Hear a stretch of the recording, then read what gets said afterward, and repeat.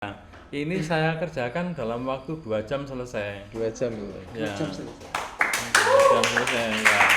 Iya, iya loh, istrinya loh cuantik. Wayu istrinya, soalnya duitnya akeh. Aduh, Loh iya bener itu. meskipun hawanya juga malam-malam dingin begini gitu, Pak. Begitu. Iya, tapi nggak ada soto.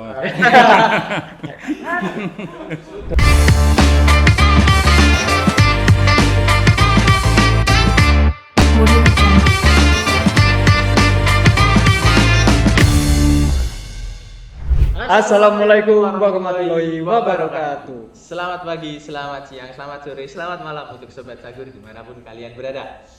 Kembali lagi bersama Podcast Orkes HMD PGSD UM 2023. Oke, jadi kemarin kita sudah membahas tentang olahraga. Kali ini berbeda suasananya. Oke, Baik, kali ini kita akan membahas tentang seni. Jadi kali ini saya tidak sendiri, saya ditemani teman saya.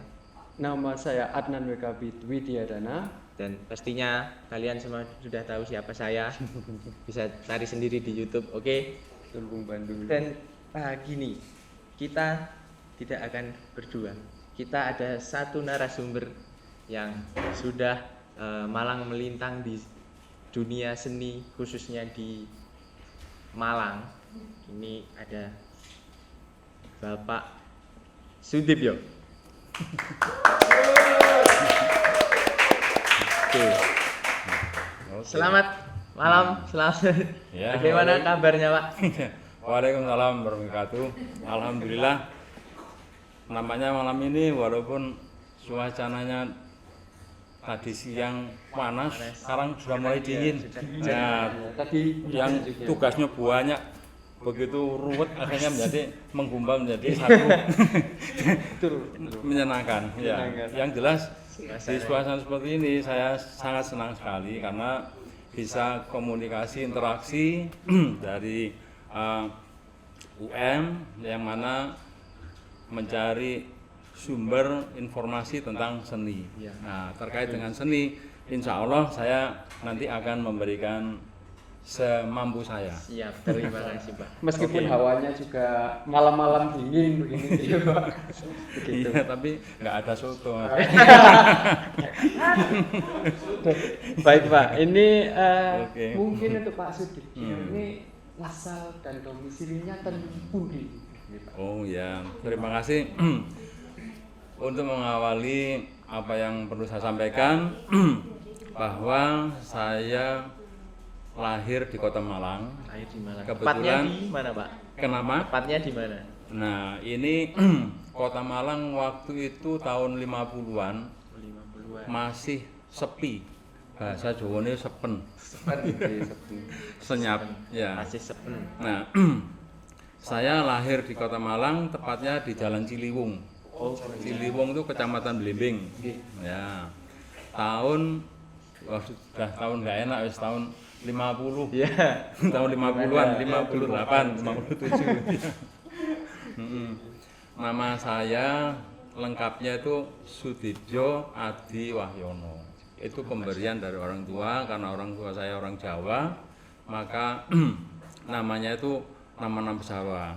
Saya lihat mahasiswa-mahasiswi ini namanya banyak yang ada kulturasi budaya Indonesia dengan Arab. Ada bercampur Banyak Pak. sekali Iya. penggunaan bahasa Arab. Itu tidak masalah. Tujuannya adalah memberikan nama yang terbaik. Iya. Nah, Manusia keturunan saya orang. saya waktu kecil memang sudah mulai suka menggambar. Kenapa saya suka menggambar? Karena faktor gen, bahwa bapak saya itu suka melukis wayang. Oh, Bapak. jadi sudah ada darah Sudah ada dari gennya orang itu tua sudah itu, Pak, ya? Sejak kecil darah sudah. darah biru. Ada keturunannya. Ya, yang jelas itu dari orang tua, dan ibu saya itu pandai membatik. Oh, Ya, pandai. dulu membatik bukan menggunakan membatik remasol, bukan menggunakan indigo, bukan tapi menggunakan sugo. Sugo itu bahan tradisional yang warnanya coklat. Nah, ini saya mungkin bisa memberikan sedikit suasana ketika perjalanan saya Ya. bahwa sejak SD itu saya sudah menggemari melukis dan sempat juara satu tingkat kota. Tingkat kota itu masih Tingkat kecil kota Pak, Ibu? Malang, ya. Saat masih kecil. Nah, waktu menginjak di SMP, kenapa saya ingin bukan menjadi pelukis, tapi ingin melanjutkan, Ingin melanjutkan. di mana kakak saya itu tahun 74 di Jakarta kecelakaan meninggal. Nah, kakak saya sering mendapatkan job-job dari luar, termasuk membuat dekorasinya rumah Kus Plus. Ya, oh. Nah, Kus Plus. Ketika saya masih SMP, saya melihat banyak sekali media yang ditinggalkan, kan eman-eman. Iya, saya. Ya. Wong Jawa itu wis akeh emane timbang buange. Tapi untuk Bapak sendiri, kalau tadi kan suka seni. Iya, iya, enggak apa-apa, Dan monggo. itu seni menurut Bapak itu apa gitu? Oke, ya nanti saya lanjutkan arahnya ke sana, Iya. ya. Jadi singkatnya, ketika saya lulus SMA, waktu itu saya ambil jurusan IPA masuk di IKIP, ambil jurusan kimia. Nah, ambil kimia karena saya sudah punya modal dasar bahan-bahan dari kakak. Akhirnya saya transfer masuk di seni rupa.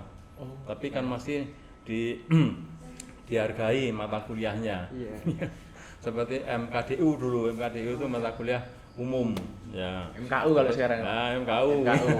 Ya. Kuliah umum. Seperti agama, olahraga, Iya. bahasa dan seterusnya.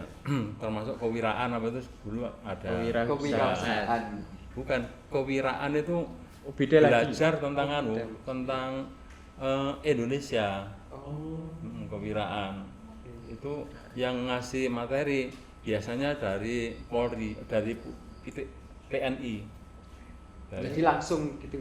Jadi satu ruangan gedung itu beberapa fakultas diberikan mata kuliah itu tadi kewiraan. Ya. Kalau di kita apa nih Mas Pandu? Kalau Mata kuliah. kurang lebih kalau sekarang itu mata kuliah yang semacam pendidikan Pancasila itu bisa. Oh iya. Bela negara itu bisa. Iya. Bisa masuk ke situ. Dulu kan ada PMP, Apa terus itu, Pak? civic ya, mata kuliah itu loh. Oh. Itu ada memang dulu untuk jurusan FKSS, Fakultas Keguruan Sastra dan Seni dulu. Kalau boleh tahu dulu kuliahnya di di IKIP Oh, iya, Jalan di- Semarang 5. Iki Budi Utomo. IKIP Malang. IKIP Malang. Dulu kan namanya masih Iki. Iya, iya. Sekarang alumni. Oh, alumni nggih. Alumni. alumni gak enak. nah perjalanan ke sana akhirnya saya masuk ke jurusan seni rupa. Memang untuk seni rupa waktu itu tidak semudah sekarang. Mengapa? Karena kuotanya sangat sedikit, terbatas sekali. Satu angkatan dulu sekitar 15 orang. 15 orang, dan kebetulan setelah saya lulus dari 15 itu yang DO sekitar 9, 6, tinggal 9. Banyak ya setengahnya. Waduh, luar biasa. Iya, karena dulu DO itu ya mereka mencari pekerjaan untuk kehidupan. Bisa. Ya nyambi, jadi mata kuliahnya tuh sampai lama nggak lulus. Bahkan ada teman saya tuh sampai 10 tahun baru lulus. Kalau sekarang kan nggak mungkin ya terjadi. Maksimal Iya. 7 tahun. 7 tahun. Iya, 7 tahun. 14 Nah. semester maksimal. Terkait perjalanan seni, bahwa seni di Kota Malang itu memang barometernya adalah dari luar negeri. Oh. Semua itu dari luar negeri. Yang dari Sekarang Indonesia contoh saja bahwa unsur-unsur seni itu yang membuat adalah orang luar negeri. Jadi kiblatnya itu dari Amerika, dari Jerman, dari Prancis, dari Spanyol, jadi Eropa sama.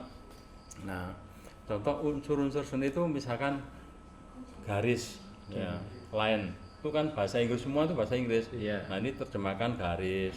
Kemudian ada bidang, ada bentuk, ada tekstur, ada cahaya, dan itu pun semua termasuk untuk membuat atau menciptakan suatu karya seni.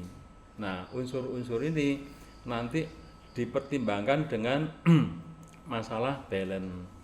Masalah balance tuh keseimbangannya bagaimana, kemudian masalah proporsinya. Jadi kalau benda-benda yang mau digambar tuh misalkan terlalu besar, ruangannya kecil, itu tidak proporsional, atau mungkin ruangannya besar, gambarnya kecil sekali juga. Proporsi. Nah, terus yang melihat siapa kan nggak ketok. Nah itu, jadi semua barometernya kiblatnya itu dari barat. Nah, kenapa dari barat? Salah satu contohnya aliran-aliran seni. Nah, aliran seni itu kan yang awal dari aliran romantis. Aliran romantis itu aliran di mana orang mengungkapkan perasaannya melalui jiwanya itu dengan rasa yang sangat indah. Sebagai contoh misalkan seorang gadis di malam hari menikmati cahaya bulan. Nah, pelukis yang terkenal Indonesia itu adalah Raden Saleh. Oh iya, yang lukisannya Iya, yang Saleh itu ya. Yang Iya. kemarin itu ya. Raden Saleh. Nah, Raden Saleh ini dikenal seluruh dunia. Bahkan sekarang karyanya kalau bisa dibilang mungkin nilainya bukan M lagi, sudah T. Triliun. Raden Saleh, karena dia menciptakan karya itu tidak sebanyak apa yang diciptakan oleh Affandi. Affandi itu karyanya karya ekspresionisme, tapi jumlahnya banyak. Iya. Dia selama hidup tuh bisa membuat karya sebanyak 2000 karya. Nah, Banyak Mas. 2000 karya. Bayangkan kalau satu karya harganya katakan 1 M seberapa M? Berapa? Nah, mengapa orang seni itu dibilang sulit, dibilang susah, dibilang seneng? Ya karena faktor itu tadi. Yang jelas kalau saya masuk di dunia seni itu bukan karena faktor material, tapi rasa kebahagiaan, rasa kepuasan. Jadi seneng Seneng, melukis itu nah seneng itu banget. sehinggarai sampai lali waktu. Iya. Karena dari hati itu bisa. Iya, contohnya misalkan saya gambar, tapi kalau ini contoh-contoh sangat mudah ini. Oh ini. Oh ini Pak Ini- Oh Sudi. ya teman-teman, Nah, ini adalah salah satu lukisan dari Pak Sudibyo. Ya. Ini ada banyak, yang di bawah beberapa. ada beberapa. Empat. Nah, ini Tapi juga di rumahnya beliau ini ada banyak satu Sangat banyak. full lukisan. Nah, ini saya kerjakan dalam waktu 2 jam selesai. 2 jam. Ya, Jam selesai. 2 jam selesai. Ya. Iya. Kalau boleh tahu ini menceritakan tentang apa, Pak? Yang ini. Nah, ini salah satu karya dengan aliran realis. Realis.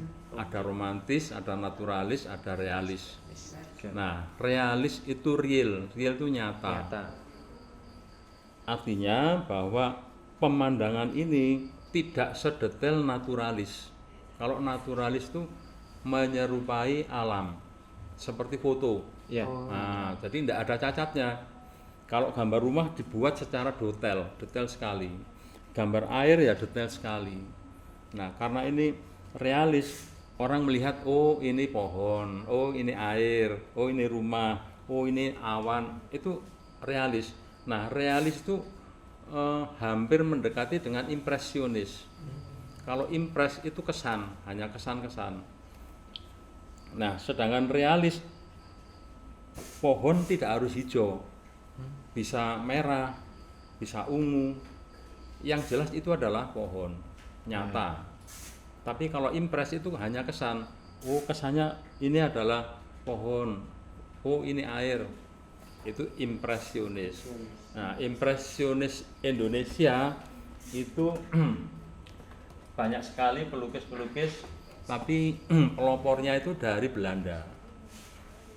Ada tokoh Paul Cézanne, ada Paul Gauguin, ada Vincent van Gogh. Nah, 3 tokoh ini yang sebagai pelopor aliran impresionisme. Kalau saya cerita masalah 3 ini berapa Panjang. jam nggak akan selesai. Garisnya.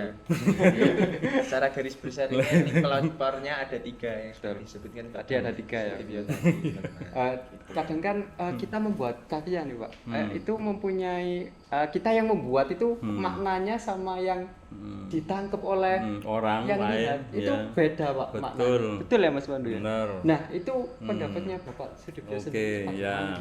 Saya basicnya adalah bahwa manusia itu heterogen. Ya, betul. Orang mendapatkan rezeki itu rahasia karena macam-macam orang. Sebagai contoh, ini lukisan saya jual, ya harga murah, katakan harga 200. Ya. Nah, dari satu kota Malang, jangan satu kota Malang, satu kampus kalau melihat itu pasti ada salah satu yang suka. Nah itu pasti ada salah satu yang senang. Padahal saya membuat bukan untuk semua orang senang. Iya. Nah di sini menunjukkan bahwa manusia itu diciptakan oleh Allah Subhanahu wa taala ya seperti itu. Yang penting mau berbuat, mau menghasilkan, mau bereksperimen, mau inovatif, yang jelas itu harus kreatif. Masalah di luar orang suka tidak suka itu Allahu alam, urusan mereka. Ya, Tapi yang jelas kita berupaya yang sebaik mungkin. Ini memang wajib, manusia itu wajib berbuat baik. Iya. Karena apa? Manusia diciptakan Allah itu dalam keadaan baik. Nah, nanti kembali ke sana harus baik. Jangan sampai kembali sana enggak baik, waduh wis repot. Itu Pak, beda cerita lagi ya. Oh iya, wis salah kabeh wis. Nah, untuk berbuat baik itu jelas kita sebagai muslim ya harus beriman. Harus iman. Iman ini ya gandengannya adalah Islam, ihsan. Nah, Ya. ketika kita itu malah membahas malah agama ya. Kita lanjut. Tapi keterkaitan masalah itu. Iya. Mau enggak mau lukis itu harus ada unsur-unsur sosial, ada unsur agama, unsur politik. Seperti Heri Dono itu kalau melukis membahas masalah politik, wis dintekno wis pemerintah. Kalau musik Iwan Fals.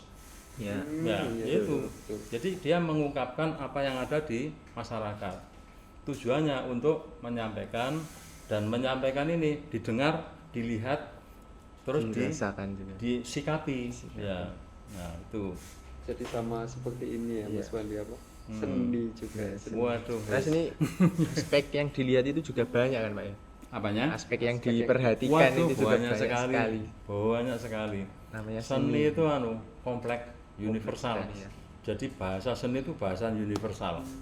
Artinya gini, orang Belanda membaca seni ya tadi itu unsur-unsur seni itu. Ya. Iya, iya. Oh garisnya apa ini, bentuknya apa, teksturnya. Orang Arab ya sama, bahasa universal. Gitu. Nah, saya menyampaikan seperti ini kan harus benar. Nah, ketika saya dulu waktu kuliah,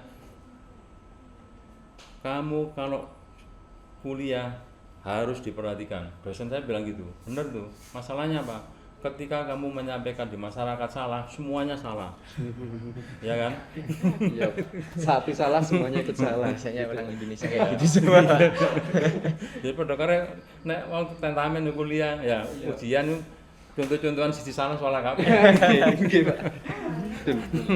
Jadi kalau misal di dunia seni lukis itu Pak, Hmm. inspirator dari tokoh-tokoh itu siapa Pak dari Bapak sendiri? Tokoh-tokoh. Tokoh-tokoh Yang pelukis menjadi Iya, inspirasi. Oh. Jadi inspirasi. Nah, Ada salah kebetulan satu atau- untuk inspiratif dari para tokoh seni senior baik yang tahun 80-an, abad ke-19 sampai abad 21 itu saya tidak membeda-bedakan. Oh iya. Siapapun pelukisnya pasti dia mempunyai eksistensi, di mana dia menciptakan suatu karya itu tidak sembarangan. Nah, mengapa demikian? contoh Basuki Abdullah. Basuki Abdullah itu adalah pelukis pelopor aliran super realis. Jadi realis yang dilebih-lebihkan. Itu ada istilah namanya indie, untuk keindahan. Nah, untuk keindahan ini memang ada beberapa pelukis yang memprotes. Salah satunya adalah pelukis terkenal Sujoyono. Itu juga realis. Itu tahun berapa kira-kira? Itu kalau tahun angkatan 45, tahun 40. Dia lahirnya tahun 19011 sama 1907. Sudah Jadi empuk sekali. sudah meninggal semua. Iya. Ya. Ya. Tapi karyanya masih tetap. Waduh, ini. kalau karyanya pasti. Kira-kira sekarang karyanya itu masih ada, Pak? Nah, Dilelang masalah juga biasanya. karya ini perlu saya sampaikan bahwa di Indonesia bukan hanya karya seni lukis. Ya, mohon maaf, banyak sekali karya-karya yang mestinya itu dimasukkan Museum Indonesia, Iya. diambil alih ke museum luar negeri. Seperti Raden Saleh itu Oh iya, yang lukisannya bagus. termasuk pelopornya modern, seni lukis modern Indonesia. Iya. Padahal dia itu lahirnya tahun 1811. 18 11. Lahirnya. Kita belum ada ini. Kakekmu belum ada. Masih belum ada. Iya. Dan karyanya itu sekarang di Singapura. Oh, di Singapura. Ada di Singapura, ada yang di Den Haag, ada di Amerika, ada yang di Jerman. Nah, mereka berburu. Kenapa sampai ke sana? Ya, memang orang Indonesia itu kan kemilian. Iya. Ya, kalau barangnya itu dijual mahal, wis gak mikir resiko sudah. Nah, iya, saya kemarin tuh ke Candi Jago di Tumpang, itu banyak sekali batu-batu yang habis. Diambili satu-satu, Pak. Lari kemana? Ya ke luar negeri. Iya, iya. Dia bisa bawa luar negeri dari siapa? Kan gitu, kalau ditelacak kan gitu. Iya. Terus dia bawa itu kira-kira dikasihkan aja, baru membeli kan perlu dipertanyakan. Nah, jadi karya-karya pelukis Indonesia itu banyak yang diambil, bukan diambil ya dibeli sama orang luar negeri. Banyak sekali.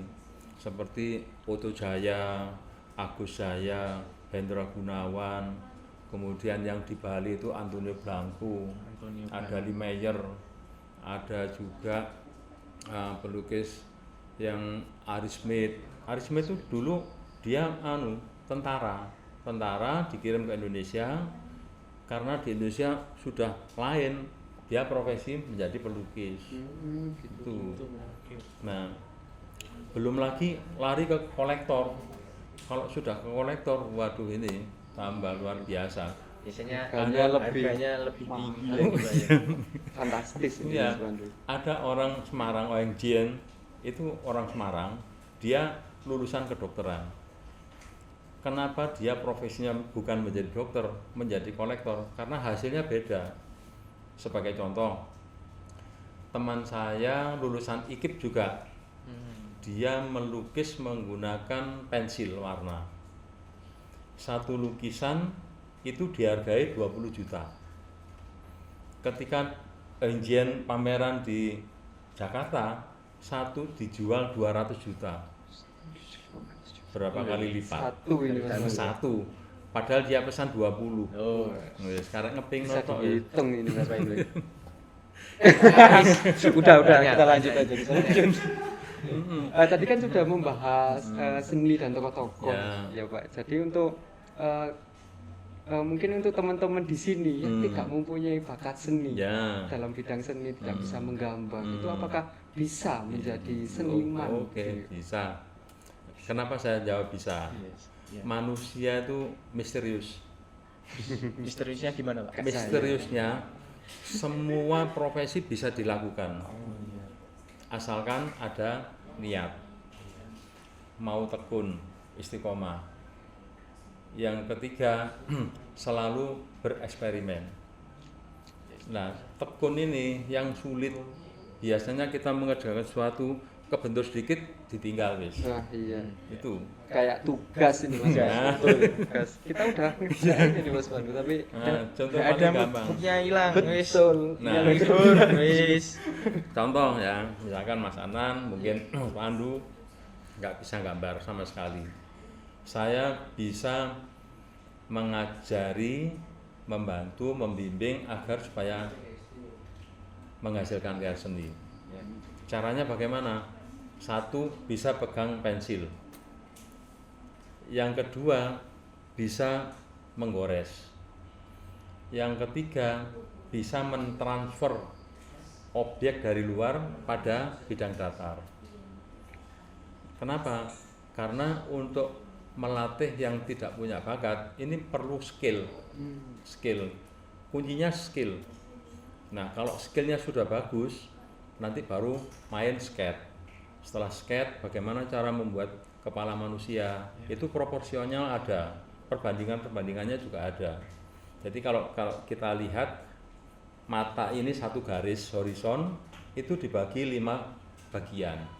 Yang bagian kedua sama bagian keempat itu tempatnya mata.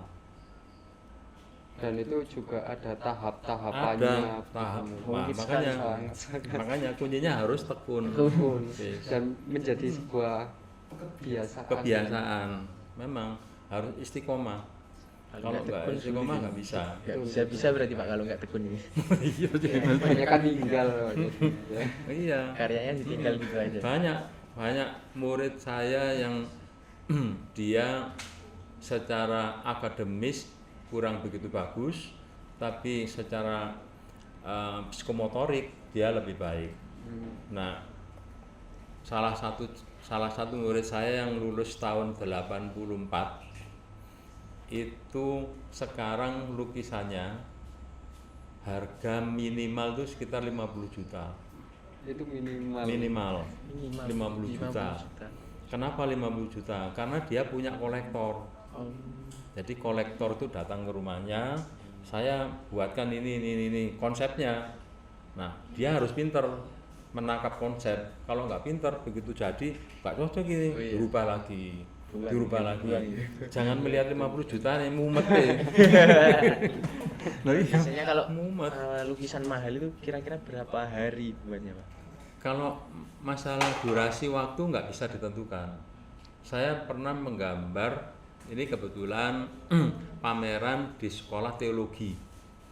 Teologi itu tempatnya di Jalan Dieng. Ya. Itu kan ada mall terus ke barat ada Unmer, itu belok masuk kanan. Nah, di situ ada sekolah teologi. Kebetulan sekolah teologi mengadakan anniversary 50 tahun. Dan mereka mencetak para pastor, pendeta.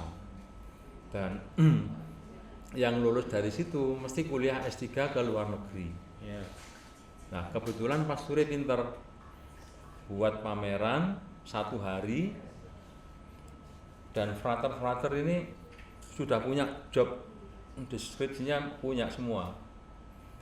Ada yang mendata lukisan, ada yang mencatat nama-nama, ada yang marketing, jadi sudah dibagi. Nah, ketika dia video call, orangnya nggak datang, ada yang dari Jakarta, dari Surabaya, dari luar negeri pun dikasih tahu, ini loh lukisnya, jalan terus dia bilang ini. Nah, kebetulan lukisan saya itu repro punya Avandi. Waktu itu saya melukis barong. Barong ini saya kerjakan ya cukup lama, buat saya 5 jam. 5 jam dengan space ukuran bidang itu 1,5 meter kali 1 meter. Nah, ketika saya mau kasih harga, ki didol piro iki, terus teman-teman saya, wis dolan sembarang. Saya mengukur waktu itu lukisan ini paling ya sekitar 2 juta, 5 juta.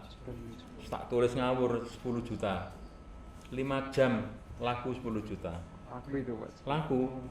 Ya, jadi waktu itu hari Sabtu pameran, pembukaan jam 8, jam 4 tutup, saya laku 5, alhamdulillah. Alhamdulillah. Ya. Nah, makanya rezeki itu rahasia. Iya, Pak. Sudah ada ya. Hari menghasilkan berapa karya itu? Banyak karya. Banyak. Mm-mm. Kadang kita kalau saya juga ya Pak, kadang kalau melukis nih Mas, melukis ini kadang sesuai mood gitu Pak ya. Mungkin sesuai Ya, mood. benar. Kadang kalau moodnya kita cepet itu kan jadi Ya, gitu. betul. Kalau pesanan, kalau misal ada pesanan itu apakah juga kita harus seneng nangkepnya itu kayak gimana? Oke, ya. Itu Biasanya sering kan lebih lama. ya, sering kali saya alami dulu ya. Karena jam terbangnya cukup banyak.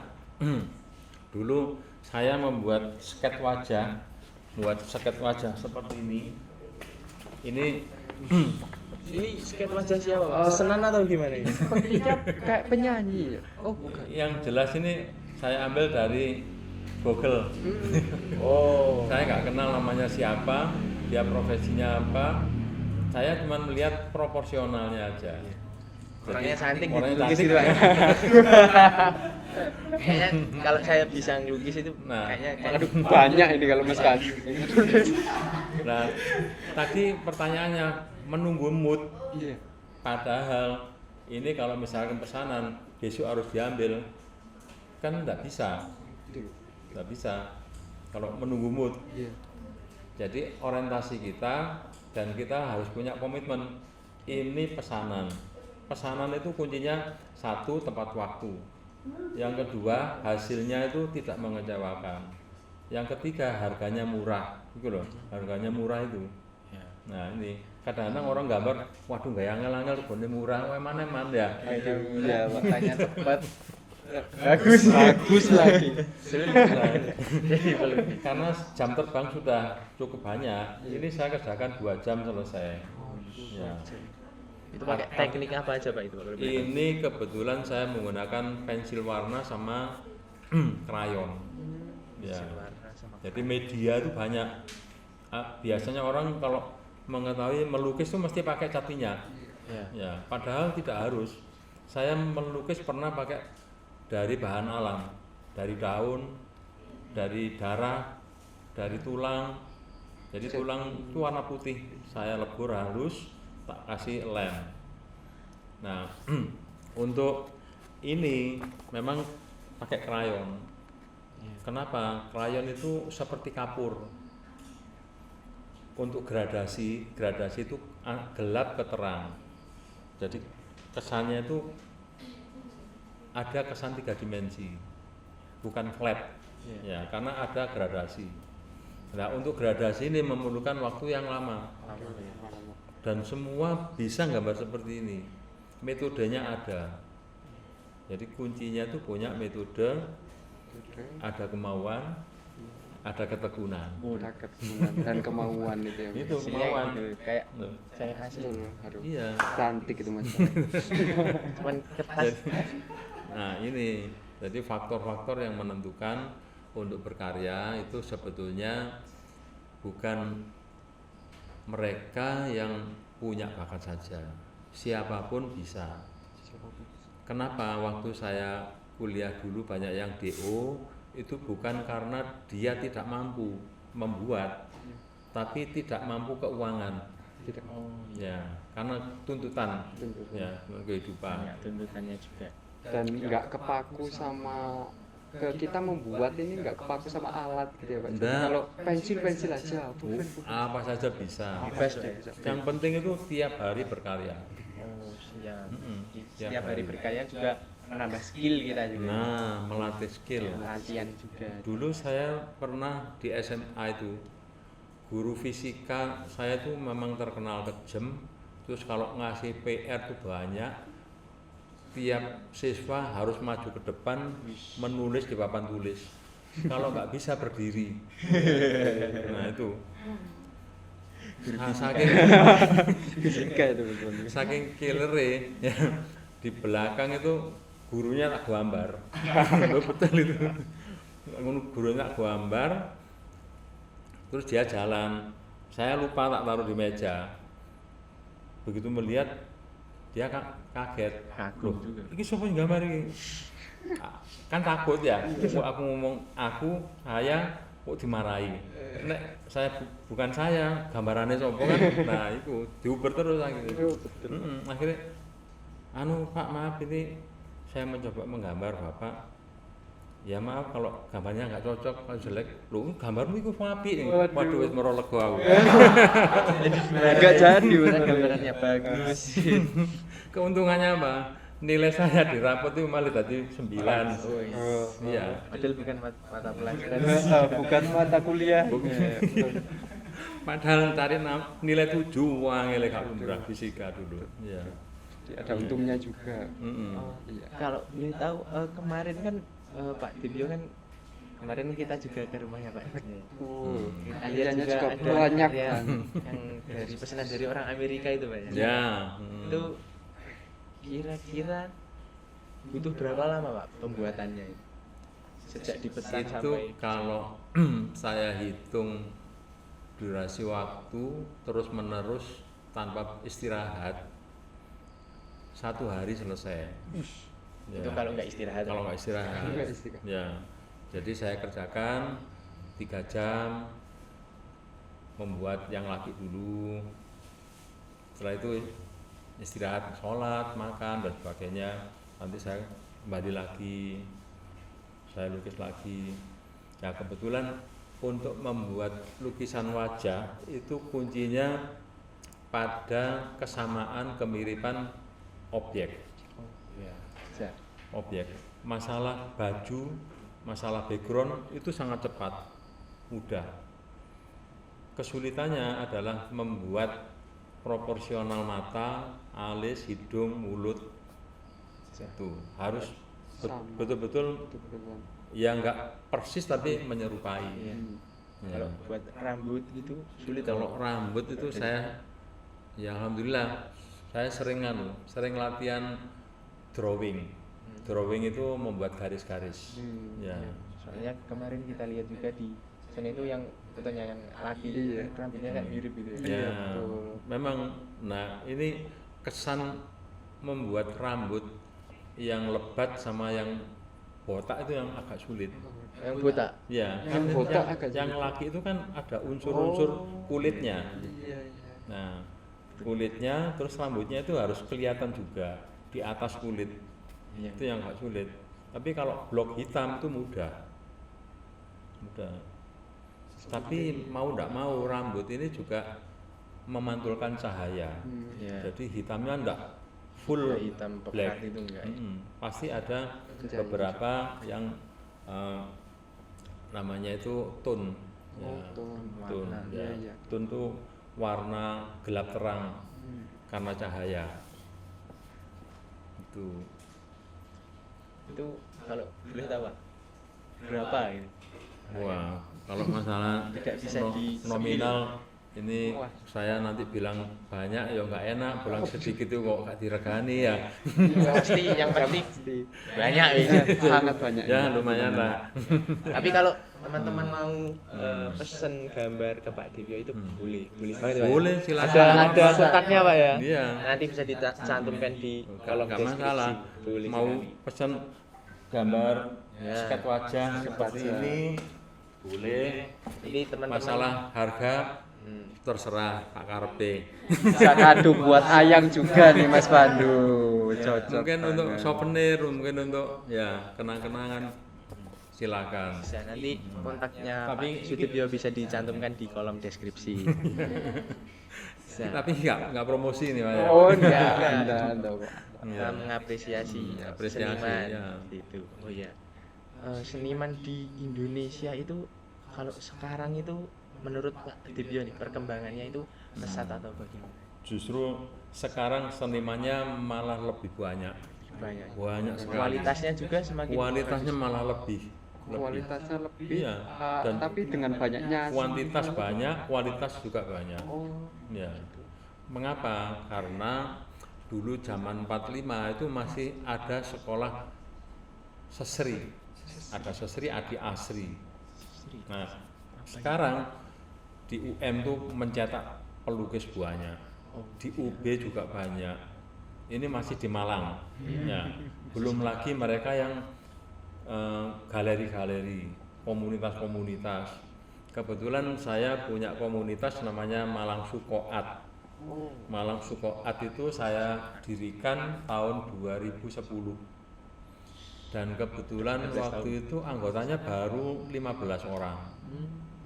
Ternyata mahasiswa UM itu berbondong-bondong sehingga mencapai sekitar 100 lebih dari mahasiswa UM. Banyak banget Mas. Banyak banget. Itu masih di UM saja. UM saja, belum yang UB, lain. belum yang lain-lain.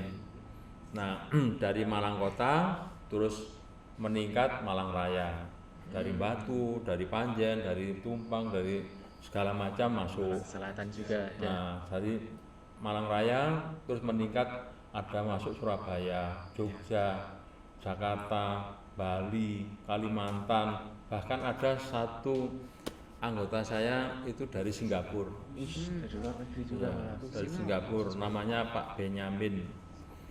Kebetulan beliaunya difabel, tidak punya kaki, tidak punya tangan. Melukisnya Nggak ada, sudah kaki tangan nggak ada. Saya tuh kalau melihat ya gimana, tapi dia kan masuk di AMFA, Asosiasi Pelukis Menggunakan Kaki sama Mulut. Iya. Nah, orang hebat ini.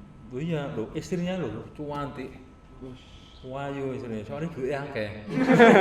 Aduh. Loh iya bener itu. Iya. Jadi kalau Ini fakta pengen ini, iya. pengen istri cantik itu uangnya Nah, banyak.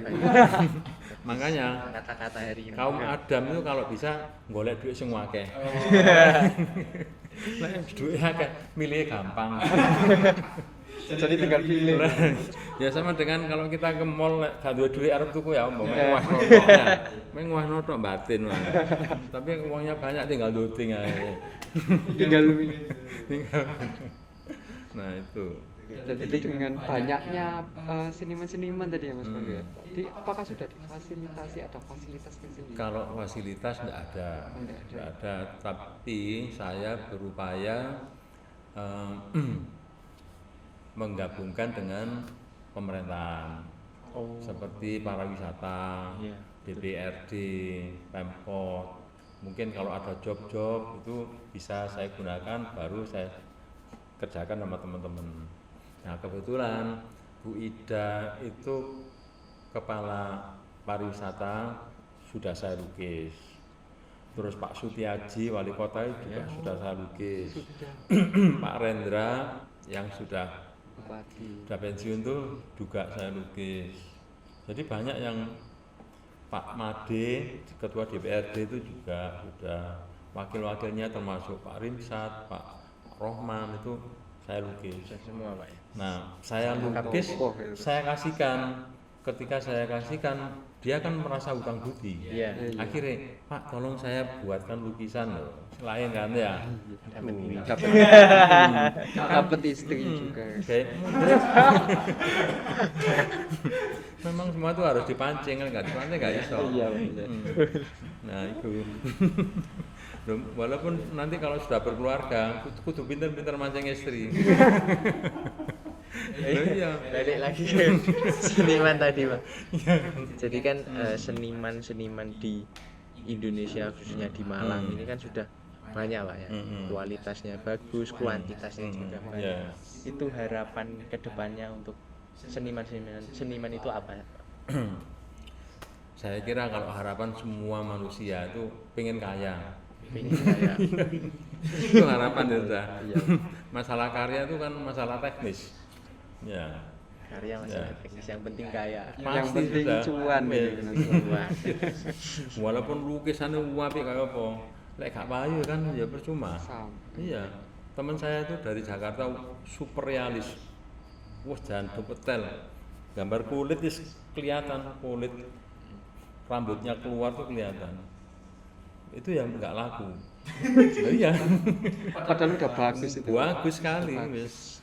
Tapi ada teman saya yang lukisannya asal-asalan, payuan. Nah, itu loh. Rezeki udah ada yang ngatur gini Mas. kayak ada strategi marketingnya juga Pak ya. Iya. Ya mungkin jualnya juga di zaman sekarang kan online shop juga kan ada kan ya. Ya, benar. Kalau lukisan Bapak sendiri kan ada ya di online shop atau gimana? Atau langsung ke tempat. Iya. Begitu.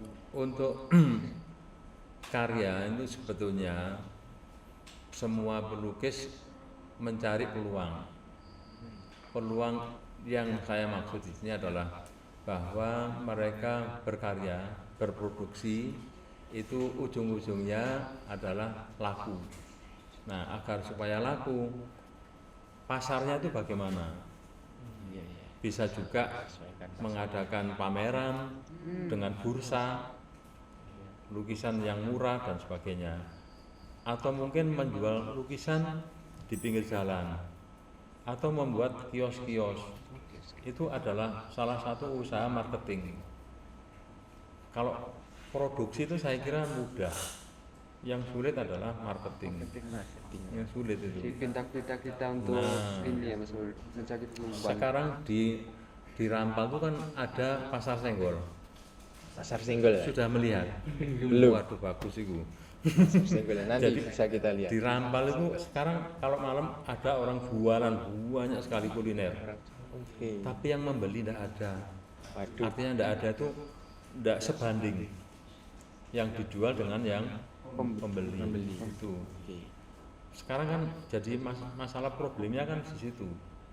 Banyak sekali pabrik-pabrik yang mengeluarkan produksi luar biasa, menjualnya kesulitan.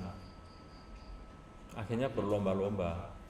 Nah itu berlomba-lomba dalam arti harganya murah, Iya. tapi kualitasnya nggak tahu. Contoh yang paling gampang tuh tas kresek itu loh, ya tas kresek itu loh. Itu macam-macam. Juga sekarang kan ada juga yang pakai tote bag gitu Tote juga. bag Pak. yang tas Yang itu. tas selipang ya. Nah Banyak sekali sekarang. Oke, jadi Oke. untuk seniman-seniman dimanapun Anda berada, yang pasti kalau membuat karya seni itu yang pasti harus bagus juga ya Pak. Nah, nomor satu harus bagus, betul. Terus selain bagus harus ada ininya, harus laku. Wah, gimana pun caranya harus laku. Kalau nggak laku cuma jadi pajangan. Iya. Pak Tibio bisa dicontoh, ini strategi marketingnya bagus sekali Pak Tibio. Buktinya juga masih ada orang-orang luar negeri yang pesan ke Ya, alhamdulillah. Bahkan dari Amerika. Amin juga Amin. diutus keluarga. Nah, Jadi berhubung durasi Pak ini Pak. Oh ya, tidak apa-apa. Durasi. Terima kasih. Durasi. Mungkin dari saya Durasi. sudah dimatikan belum? lanjut Oh ya, artinya kan perlu saya tutup ya. Ya. Bahwa dialog seperti ini itu banyak sekali manfaatnya. Satu sisi untuk ya studi, untuk pengalaman, ilmu, Ya. silaturahim, Ya. itu banyak sekali. Jadi nggak ada sesuatu yang nggak bermanfaat. Ya. Betul sekali Pak. Karena Allah menciptakan tuh sekecil jaro pun bermanfaat. Ya. Makanya kalau kita melakukan sesuatu ya diupayakan mencari hikmahnya. Ya. Itu hikmahnya. Bukan hanya yang baik-baik, yang jelek pun juga mesti ada hikmahnya. hikmahnya. Betul. Betul. Contoh yang paling mudah, ketika kita sakit, kan tidak enak. Hikmahnya apa? Bisa istirahat. Iya. Ya, wis lali tugas. Saya juga terima kasih. Mungkin ada kurang tutur kata saya, mungkin menyampaikan, mungkin secara edukasi kurang tepat. Saya mohon maaf. Terima kasih atas semua yang disampaikan, kerjasamanya. Kami Ya. juga berterima kasih karena Pak Tibio sudah bersedia hadir dan sudah bersedia kami repotkan terus. Iya. Karena Pak Tibio ini juga salah satu Nggak apa-apa. pengajar kami di ekstrakurikuler seni rupa PGSD UM. Gitu. Jadi kalau Alhamdulillah. teman-teman mau ikut ekstrakurikuler seni rupa nanti ketemu langsung sama Pak Sudi. langsung loh ini narasumber loh. Langsung sama Pak Sudi. Nggak main-main ini pelatihnya. Mungkin Makanya itu teman-teman tujuannya. harus ikut. Tuh. Iya. Juga Pak Sutibio ini juga mendukung adanya podcast yang Iya. digagas oleh podcast ini, dan juga Semoga tahun depan ada lagi ya kayak gini ya. Kita doakan saja Mas Pandu. Sip, mantap. Harus ada ini Mas Pandu. Ya, tepuk tangan. Sip. Jadi teman-teman sudah banyak sekali kita berbincang pada episode kali ini bersama Bapak Sudibyo. Jadi untuk teman-teman semua, jika kalian ingin menjalani sesuatu, ingin menekuni sesuatu, yang pasti kalian itu harus ada niat, ketekunan, dan juga Kebiasaan, niat dan tekun tadi ya Mas Nah, Pandu ya. betul sekali. Pinter nggak? Sekolah. PGSD Mas Pandu. Ya, PGSD. Oke. Nah, jadi berhubung durasi, Ah, sebenarnya ini kalau bisa masih dibicarakan banyak lagi aslinya ini Mas Pandu ini. masih banyak sekali ini.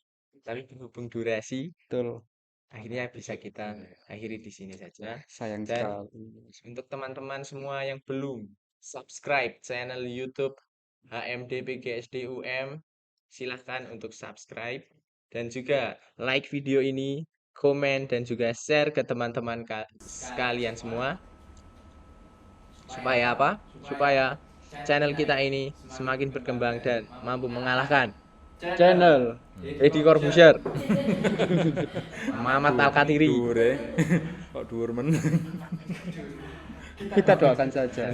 Kita harus optimis. Betul. Kita jargonnya optimis. Cita-cita Optimis, yang penting optimis dulu Mas Pandu ya. Optimis. Siapa Gitu. tahu naik sama Naik. channel kita ini. Jadi sudah di sini dulu untuk dialog kita pada episode kali ini. Saya Bagas Sulipandi Widyaswara Saya Adnan Weka Pritwi Diadana. dan see you next time. See you.